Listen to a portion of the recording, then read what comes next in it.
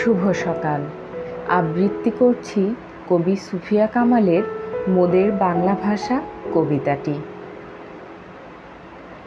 মোদের দেশের সরল মানুষ, কামার কুমার জেলে চাষা, তাদের তরে সহজ হবে মোদের বাংলা ভাষা। বিদেশ হতে বিজাতীয় নানান কথার ছড়াছড়ি, আর কত কাল দেশের মানুষ থাকবে বলো সহ্য করি। যারা আছেন সামনে আজও গুণী জ্ঞানী মনীষীরা, আমার দেশের সব মানুষের এই বেদন বুঝুন তারা।